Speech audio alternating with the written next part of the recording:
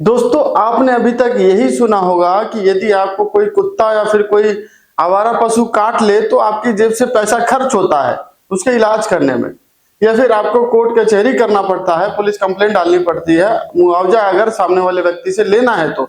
यदि वो पशु पालतू है केवल उसी कंडीशन में आपको मुआवजा मिल सकता है, वो भी कोर्ट कचहरी करने के बाद।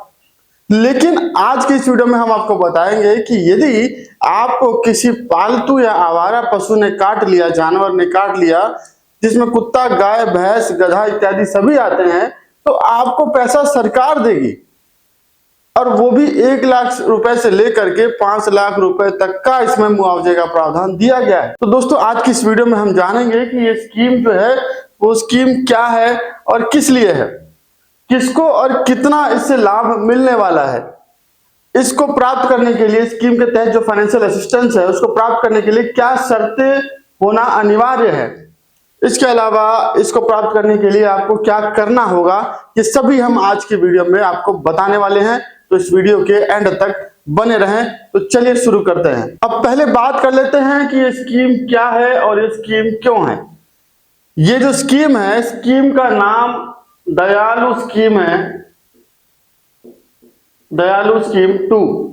और ये स्कीम जो लोग जिसको आवारा या फिर पालतू जानवर के काटने से जो नुकसान होता है उसकी क्षतिपूर्ति के लिए, उसके फाइनेंशियल असिस्टेंस को उसको प्रदान करने के लिए ये स्कीम लाई गई है। और ये स्कीम उनके लिए लाई गई है जो लोग किसी जानवर के हमला करने की वजह से चोटिल हो जाते हैं या फिर उस जानवर के काटे जाने से चोटिल हो जाते हैं, यानी एक्सीडेंटल इंजरी या फिर डिसेबिलिटी या फिर डेथ, यानी आपको चोट लग गई, कोई डिसेबलमेंट हो गया या फिर डेथ केसेस में भी इसके तहत जो है प्रावधान दिए गए हैं, जिसमें आपको फाइनेंशियल असिस्टेंस इस स्कीम के तहत दिया जाएगा। इसके अलावा ये जो एक्सीडेंटल इंजरी आपके साथ हुई है वो चाहे डॉग बाइट हो, चाहे कोई अन्य एनिमल जिसमें गाय, भैंस, गधा, नीलगाय इत्यादि हो सकते हैं, यानी किसी भी जानवर द्वारा आपके ऊपर हमला किया गया या फिर आपको काटा गया, उस कंडीशन में ये स्कीम आप पर लागू हो जाएगी। यहाँ पर ये ध्यान देने वाली बात है कि वो जो जानवर है अगर पालतू हो या फिर आवारा हो, इन दोनों कंडीशन में भी ये स्कीम लागू रहेगी। तो अब बात करते हैं दूसरे बिंदु की, यानी किसको और कितना लाभ इस स्कीम के तहत मिलने वाला है। लेकिन ये बिंदु समझने से पहले हमें यह समझना पड़ेगा कि क्या हम इसके लिए एलिजिबल हैं भी कि नहीं है। यानी जो स्कीम लाई गई है उसके लिए कुछ कंडीशंस हैं, कुछ शर्तें हैं, उन शर्तों का लागू होना जरूरी है जो हमने पॉइंट नंबर 3 पर दिया है। पहले हम इसको समझेंगे, फिर पॉइंट नंबर 2 की बात करेंगे। यानी पहले आपको बिंदु नंबर 3 को जानना आवश्यक है, क्योंकि यदि आपने ये नहीं जाना, जो कंडीशंस है वो नहीं जानी, तो इस स्कीम का लाभ जो 1 लाख से लेकर 5 लाख रुपए तक का है, ये जानने का कोई मतलब नहीं रह जाता जब तक कि आप इसकी शर्तों को, कंडीशंस को पूरा नहीं करते हैं। तो इसमें शर्तें क्या हैं? शर्तें ये हैं कि जो हमला आपके ऊपर हुआ है वो हमला किसी पेट या फिर स्ट्रे एनिमल द्वारा किया गया हुआ होना चाहिए, जिसमें या तो वो जानवर आपको काटे या फिर आप पर हमला करे। यानी इन दोनों कंडीशन में ये जो शर्त है ये लागू होगी। यानी आपको काटा गया है और उससे आपको चोट पहुंची है, या फिर आप पर हमला हुआ है लेकिन आपको काटा नहीं गया, लेकिन आप गिर गए या गिरने से आपकी हड्डी टूट गई या फिर कुछ और दुर्घटना हो गई, तो वो चीजें भी इसमें कवर होती हैं। पहली कंडीशन तो ये है। दूसरी कंडीशन ये है कि वो जो घटना आपके साथ हुई है ये घटना सार्वजनिक स्थान पर घटी हुई होनी चाहिए, यानी ये पब्लिक प्लेस होना चाहिए जहां पर ये घटना आपके साथ घटित हुई है। तीसरी कंडीशन ये है कि जो ये घटना आपके साथ पब्लिक प्लेस पर हुई है उस घटना में आपके नेग्लिजेंसी नहीं होनी चाहिए, यानी पता लगे कि आपने उस जानवर को उकसाया या फिर उसको डराया जिसकी वजह से उसने आप पर हमला कर दिया, तो वो कंडीशन वहां पर नहीं होनी चाहिए। आप द्वारा उकसाया हुआ जानवर नहीं होना चाहिए। जानवर अपने आप ही, अपने ही किसी गलती की वजह से अगर आपको काटता है तभी वो उसमें एप्लीकेबल होगा। और चौथी कंडीशन ये है कि ये सारी तीनों कंडीशन होने के बाद में कि जो भी आपके साथ होता है उससे आपका कोई शारीरिक नुकसान हुआ हो, फिजिकली आपका कोई डैमेज हुआ हो, कोई इंजरी हुई हो, वो सारी चीजें होना जरूरी है, तभी आप ये स्कीम के तहत इस बेनिफिट को ले पाएंगे। यानी ये कंडीशन जब आप पूरी करते हैं तब आप इस स्कीम के लिए एलिजिबल हो जाते हैं। और अब बात कर लेते हैं दूसरे बिंदु की, यानी किसको तो हमने जान लिया, पॉइंट नंबर 3 में कितना मिलेगा वो हम इस वाले पॉइंट में समझने वाले हैं। दोस्तों स्कीम 5 सितंबर 2025 को लागू हुई थी। इस 5 सितंबर 2025 के बाद जितनी भी घटनाएं इस स्कीम से संबंधित है वो इसमें कवर होंगी। अब इसमें समझिए कि इसको कितना मिलेगा। हम पहले बात कर लेते हैं कि अगर डिसेबलमेंट होता है और डेथ जो केसेस होते हैं उस केसेस में आपको क्या बेनिफिट मिलेगा। अगर जिसके साथ ये घटना घटित हुई है, अगर वो 12 साल तक की आयु का है पर्सन, तो उसको 1 लाख रुपए तक का मुआवजा मिलेगा। अगर 12 साल से लेकर के 18 साल तक की उसकी उम्र है तो उसको 2 लाख रुपए तक का मुआवजा मिलेगा। अगर 18 साल से लेकर के 25 साल तक की उम्र है तो 3 लाख रुपए मुआवजा मिलेगा। अगर 25 साल से लेकर के 45 साल तक है तो 5 लाख का इसमें प्रावधान है, और 45 साल से ऊपर कहीं तक भी अगर उम्र है तो उसको 3 लाख रुपए तक का मुआवजा मिलेगा। अब ये जो चीजें हमने आपको बताई मुआवजे की, ये लागू उस पर होंगी जो इस हमले में, इस घटना में, इस दुर्घटना में 70% उसका डिसेबलमेंट हो गया हो। 70% डिसेबलमेंट होना अनिवार्य है, या डेथ केस हो। यानी अगर 70% डिसेबलमेंट हुआ हो या फिर डेथ हो गई हो इस घटना की वजह से, तो ये जो हमने आपको बताया ये स्कीम के तहत उसको मुआवजा मिलेगा।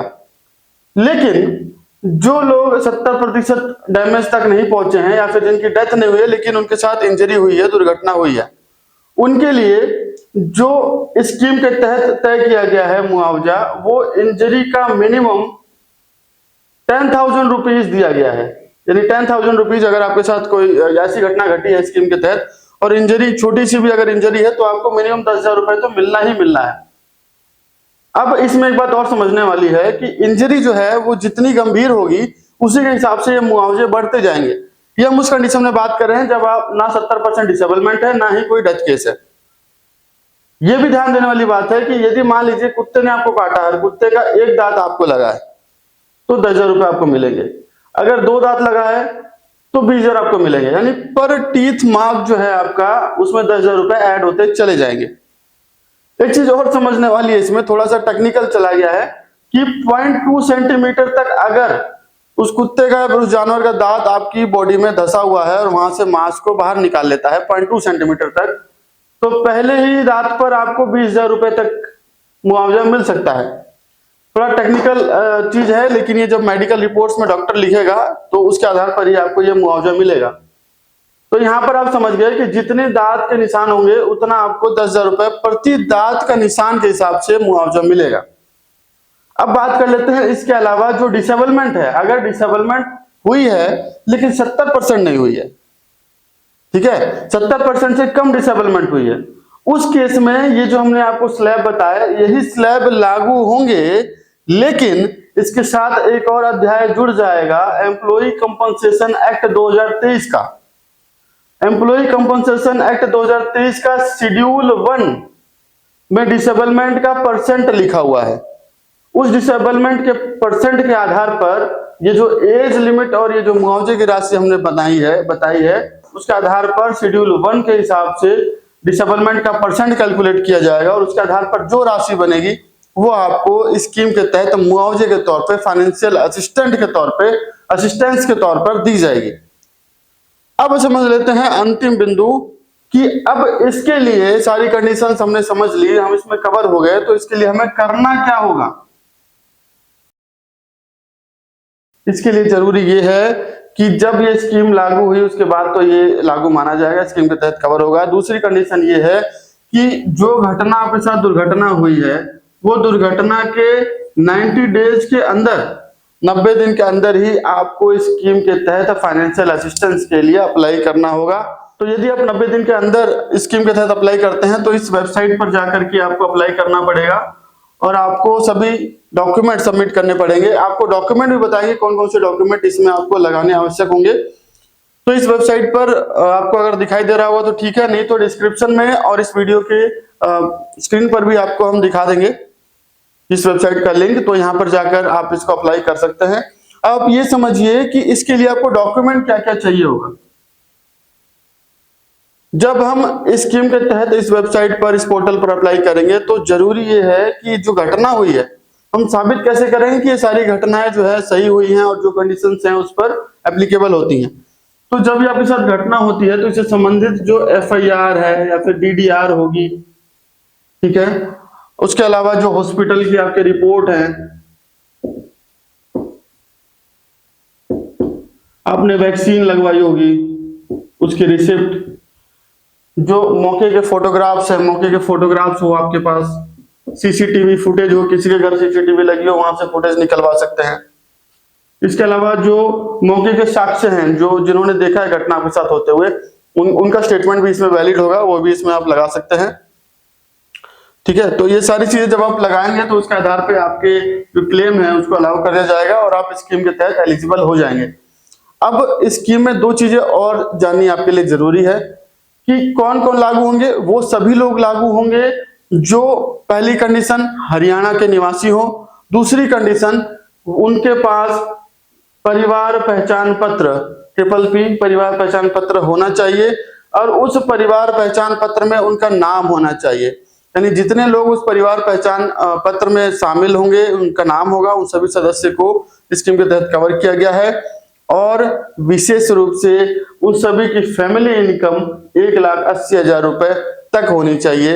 ये जब कंडीशंस आप कवर करते हैं, इस कंडीशंस में आप आते हैं, तभी आप स्कीम के तहत लाभ ले पाएंगे और इस स्कीम का बेनिफिट आप उठा पाएंगे। तो इस टॉपिक से संबंधित यदि और भी कोई क्वेश्चन आपके पास है तो कमेंट करें। इस वीडियो को जो भी आपके हरियाणा के निवासी दोस्त वगैरह हैं या फिर जिनको भी इसकी जरूरत है उसको शेयर करें ताकि वो अपने स्कीम के तहत जो बेनिफिट है उसका प्राप्त कर सके।